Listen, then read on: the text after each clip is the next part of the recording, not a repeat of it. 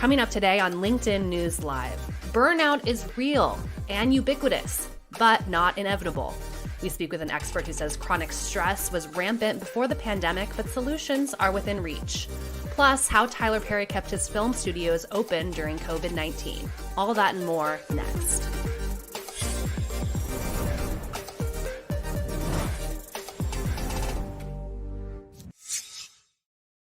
Hello, I'm Caroline Fairchild, and welcome to LinkedIn News Live, where the business conversation begins with you. It's February 17th, and here's a quick look at the top headlines trending right now on LinkedIn. Private jet sharing is taking off, New York sues Amazon and work safety clash, and military applications surge globally. Let's take a deeper look into that story. Applications to join the military are up in Canada, South Korea, and Australia, while service members are staying longer in the US, reports the Wall Street Journal. The likely reason? The COVID-19 pandemic has ravaged the job market for young workers, making the institution look stable. We've seen a ton of commentary on the platform on this very topic. I want to bring in some comments from members for you in the stream right now. Here's one from Adam Lingberger. He says, this seems more to be a case of joining the military as a permanent refuge from the precariousness of the modern private sector and temp contract employment with high premiums.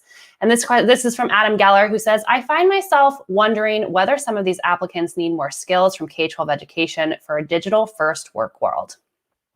To join conversations like these right on LinkedIn, be sure to check out the news module to the right of your LinkedIn feed. Or if you're in mobile, you can click into that search box. When the world is under the weight of a heavy pandemic, as well as having to nonstop work that you just can't afford to lose, burnout can seem inevitable. It's the subject of my next guest's research. In collaboration with her academic colleagues at Harvard Business Review, Jennifer Moss surveyed more than 1,500 professionals in 46 countries and found 5 areas that point to people how people can ease burnout today. I can't wait to hear all 5 of those. She's also the author of the upcoming book, Unlocking Happiness at Work, and she joins us now. Jennifer, welcome to LinkedIn News Live. Hi, nice to be with you.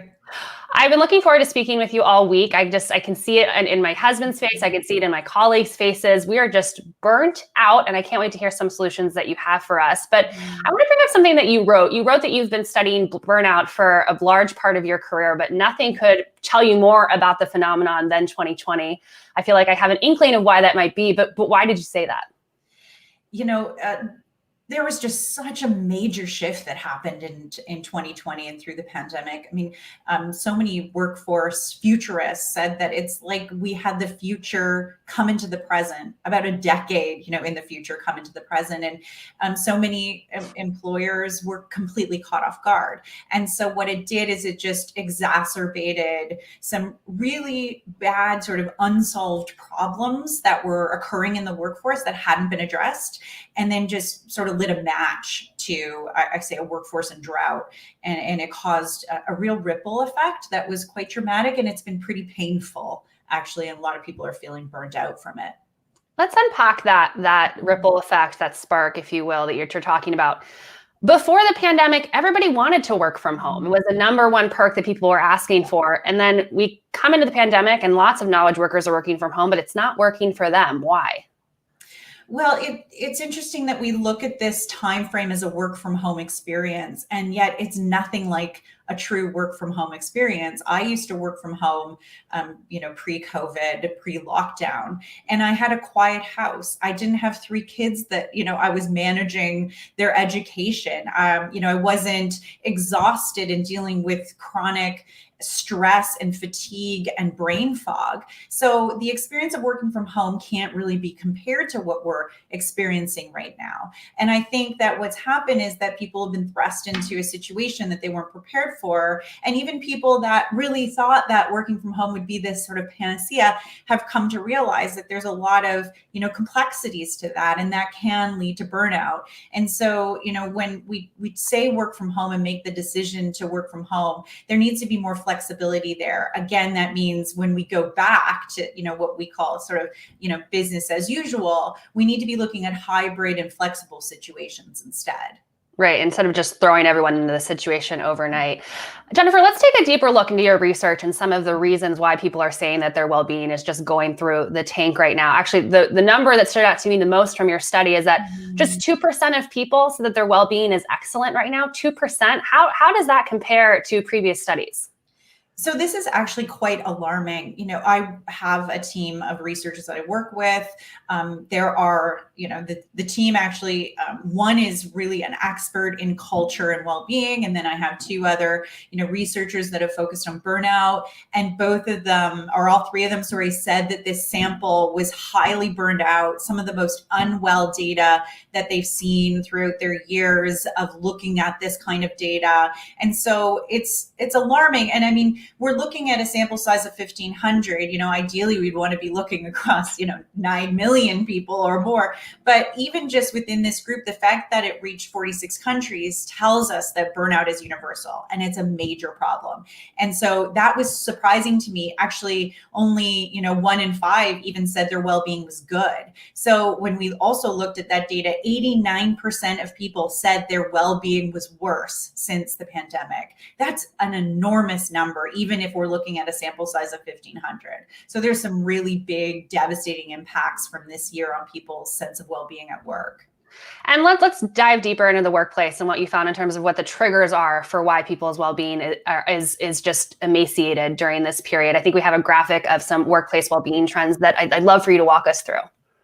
Well, yes, we've seen, growing disengagement is part of it because people are dealing with brain fog and chronic stress, and that just impacts our levels of motivation, our ability to be productive in the day. And that big, what I saw was a big problem with a lot of organizations is that they were continuing to say, well, it's business as usual, or acting as if it's business as usual, giving sort of lip service to, yes, there's a pandemic going on, but I still want you to meet those same pre-COVID goals. So it just made people feel a loss of self-efficacy. That ability to actually accomplish goals was lost because they just couldn't get there with all of this stress. We also just saw increased job demands. I mean, you're basically putting people in a situation that they're highly unfamiliar with. They used to have mastery in their jobs before, and now they're learning new technology. They're learning how to work virtually. They're just dealing with a massive shift in their work day to day. And then we're basically saying, okay, we'll do more with less. And so that just made people feel exhausted. We added 48 minutes to the day this year. We usually see incremental shifts in workload and time spent at work, but in 1 year, we almost added an hour. And so we're just seeing these ongoing demands in a time where it shouldn't be business as usual. And just people feeling more isolated and disconnected. It's all playing a part in our ability to be, collaborative, productive, engaged, and successful at work. I'm smiling at you, Jennifer, because I'm looking at you through this big work from home video studio that I now have to operate and run every day. And I used to do this in an actual studio with those lovely people that you saw at the top of the show. And man, do I miss them. Okay, let's say hi to some people who are joining us in the stream. We have Andrea from Florida, Jorge from Argentina, Mia from Texas, Tanya from Florida, and Sam in Germany. Thanks for joining us on LinkedIn News Live. We're talking burnout with a renowned expert in just that. So if you have questions about how to work from home, how to work from where you are right now during this global pandemic and still have some sanity up here, let us know. We'll have those questions answered by Jennifer in today's show. Jennifer, I also wanted to bring up the top causes of burnout because I read this list from your HBR article, and to me, it just looks like the perfect pandemic cocktail in terms of why everyone is feeling so burnt out right now. Workload, lack of control, lack of fairness. How come all these things are creeping up into the workplace right now?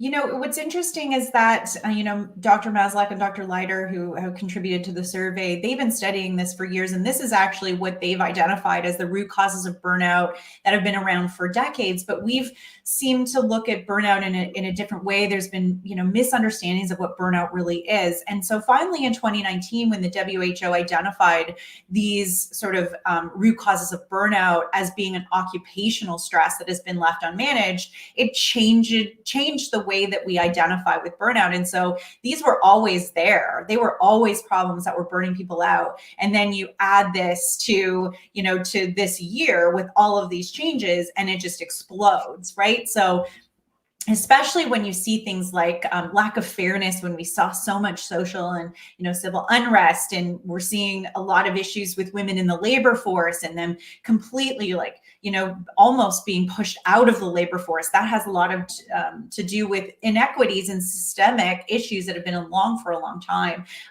We also see rewards and recognition when people are desperate for jobs and going into roles that they're overqualified for. What happens is then they feel beholden, almost indebted servitude to the role. And you have people overqualified and underpaid. And that's a big problem that we're seeing right now. We saw that out of the 2008 crash. We'll see that again after the pandemic. Right. Just not feeling like they're in the right role, but still having to do the work because we all got to get those paychecks. Exactly. Well, Jennifer, what I wanted to ask you is something that fascinates me about this whole burnout conversation is just how much rhetoric there is around self-care and meditating and taking time away. And I've tried that in fits and starts. It's never really stuck for me. But is that the right way to think about this self-care phenomenon that I feel like is just rampant right now in the country? It's interesting because this is kind of a provocative statement. And I say this, that self-care isn't the cure for burnout. And I have people that are, really committed to the idea of self-care as that tool. And I want to be really clear that self-care is an important part of our lives. We should be walking 20 minutes a day. We should, practice good sleep habits and exercise, but it is not the prevention tool for burnout, because burnout is happening way further upstream in the workplace. I feel very frustrated with organizations that, suggest that we're just supposed to deliver an app to people to cure their burnout, and that's part of their well-being strategy. We need to separate well-being strategies from burnout prevention strategies. And that means, not being tone deaf. When someone is overworked, feeling undervalued, there's systemic issues around, women in the labor force, there's lack of diversity and inclusion.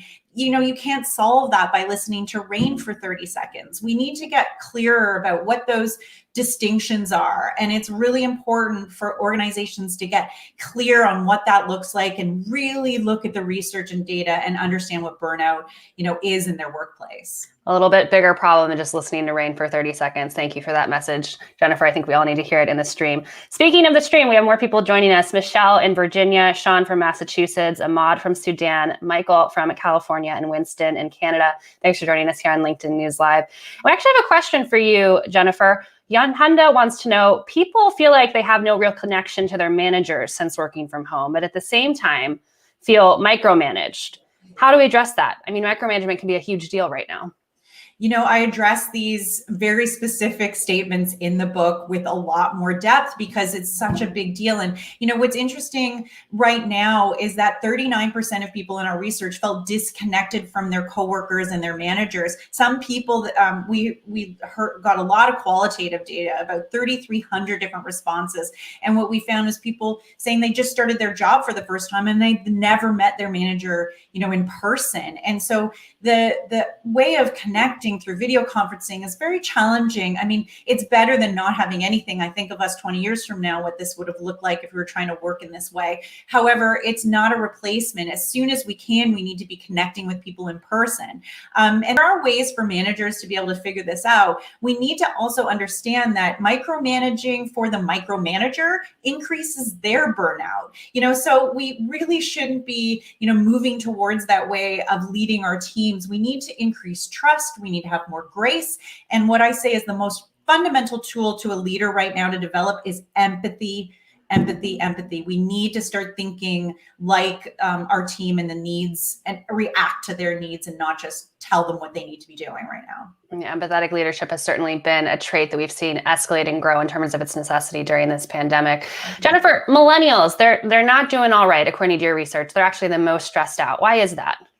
Well, what's interesting is that pre-COVID, there was a research study done that showed that 1 in 5 millennials said that they have 0 friends, not just at work, but in life in general. So there was this increase of isolation that was happening already. It was an issue. And then now here we are in a workplace scenario where our work can actually create that community and give us those friendships. We have more millennials in single occupancy dwellings, so they're living alone. They're not getting access to their friends, nor are they connecting to people at work. So this is really leading to disengagement, women and people, in that demographic feeling more sort of disconnected from both work and life. And we need community at work. Actually, one of the root causes of burnout is lack of community. So that's increasing their burnout, and it's making them feel more disconnected and more stressed, and their well-being is really being impacted. So we need to be, finding people that are in these scenarios and reaching out to them as,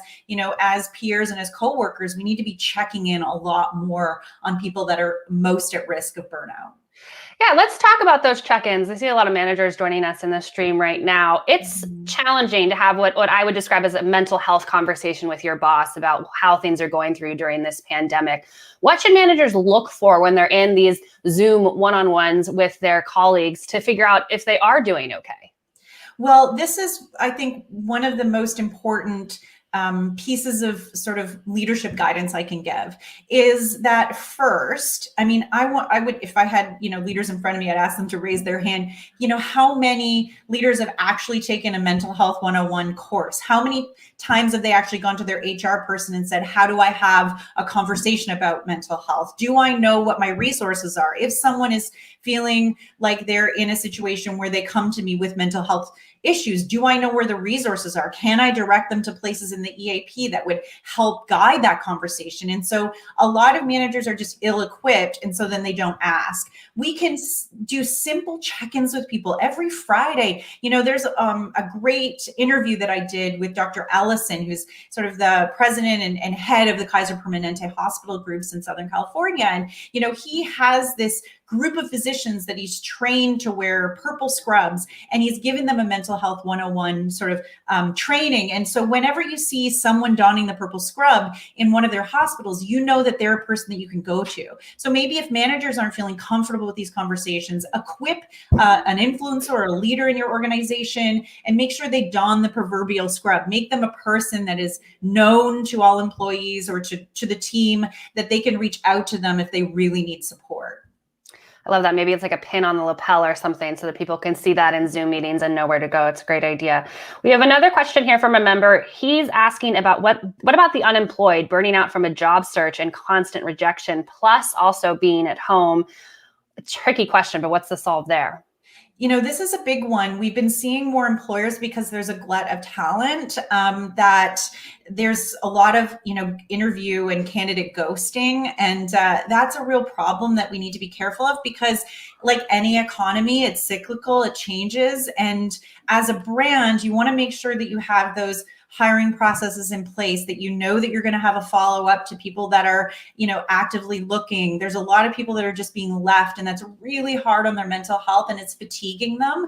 And they will connect that to your brand. And so we need to understand that part of this system of hiring, the whole ecosystem around it, is end to end. And so when you have that kind of communication with people and you're sure that that's not going to be the candidate you're choosing, make sure you close that out. And then I think we also need to, remember that this too shall pass. It will pass. Like I said, economics, 101, we go up and we go down, and there'll be opportunity in the future. But this is a really painful time for people that are unemployed or underemployed. And that's going to have some ramifications after this is all done. Well, Jennifer, I've so appreciated your insights, but before I let you go, I just have to ask, how does the burnout expert, who I'm assuming is human, you look very human, how do you personally deal with burnout? That's a great question. And I have had, an interesting year writing a book about burnout during a global pandemic. There have been moments where I have burned out, and part of that, for me is passion-driven burnout. And I wrote about that in an article for HBR, and I kind of have mentioned it in this latest report in HBR in the Big Idea. But it's this idea that sometimes as leaders, we don't actually put the proverbial mask on ourselves. And when, passionate drive for, an idea or concept or something that we want to do, or that we love leading our teams, we give a lot of advice, but then we don't take it. And that then turns our harmonious passion, which is really healthy for us, into obsessive passion. And so we have to be careful. We have to think, are we walking the walk? Are we modeling the behaviors? Leaders need to model what they want to see in their employees. So if they want to reduce burnout in their employees, they have to make sure that they're not burning out themselves. And so I was really, really good about taking 15 minutes a day to take mini breaks. I had an hour that I walked every single day. I got a pandemic puppy that really helped. And I think that we need to just do the self-care that's required as leaders so that we model that behavior so others can follow. Well, Jennifer, I don't know if my producer caught him, but I think I have. You might have heard my pandemic puppy outside the door, and one of our routines is going for just a little 30-minute walk right after the show. So I'll take your advice. I will not skip that walk today. And just thank you so much for joining us on LinkedIn News Live. Thanks so much for having me. That was Jennifer Moss. She's the author of The Burnout Epidemic, The Rise of Chronic Stress and How We Can Fix It. All right, COVID-related burnout, as we just discussed with Jennifer, is very real, in part because of the fear of getting sick, but also not having work. Media mogul Tyler Perry, who owns one of the largest production studios in Hollywood, told us about his decision to operate during the pandemic and the precautions that he took. He sits down with Gail King for our series, Conversations for Change. We're all dealing with COVID-19. Yeah. What have you learned about your business during COVID-19? Number one, you had one of the best protocols I've seen in dealing with COVID-19 and still being able to maintain your business. What you did with that was extraordinary, that you were able to shoot through this pandemic. Yeah, that was a moment where I challenged myself, and I was very, very concerned, very worried, because I have so many people who Black and brown people are the most affected by COVID, especially when it comes to death. They're disproportionate, the death rate. And I didn't want to put people in harm's way, so I figured out, how can I do this? What's the best way to do this? So in trying to figure that out, rather, I started a bubble, and we've done over 200 shows, 200 episodes in that bubble without one positive person inside. Yeah. Locking down here at the studio, having 400 or 500 people here at a time, testing every 3 days, wearing masks, and being able to still shoot. And also my dilemma was, I can go away until there's a vaccine, which was last March. I was thinking I could just go away and wait this thing out. But what about all these people that work for me, who bought houses and cars and, have family and kids in college? I need to step up and do something here. So we were able to work that out. So what is left for you to do? I think many people are looking at you. You seem to be at the top of your game. Tyler Perry Studios is a huge success. Your body of work certainly speaks for itself. And I'm looking at you. I think many people are looking at you and thinking, what's left for you to do? What's still on your list of things? I'm right now in my professional life, it is absolutely 100% about grabbing everybody I can, teaching them everything that I know, and saying, okay, I'm going to give you all of these tools that I learned to teach you to fish.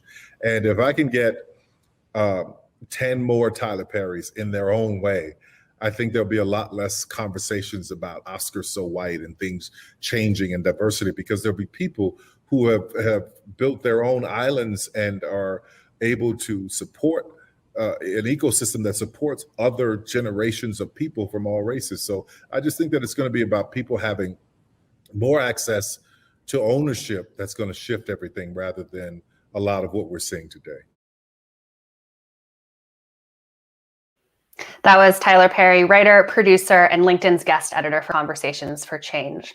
All right, tomorrow on LinkedIn News Live, how will work look different post-COVID-19? It's a question I'm sure many of you have. We'll be speaking with the authors of a new study on where there's opportunity, where there's risk, and what it's going to be like in the quote-unquote new normal. I'm Caroline Fairchild. Thanks for joining us on LinkedIn News Live.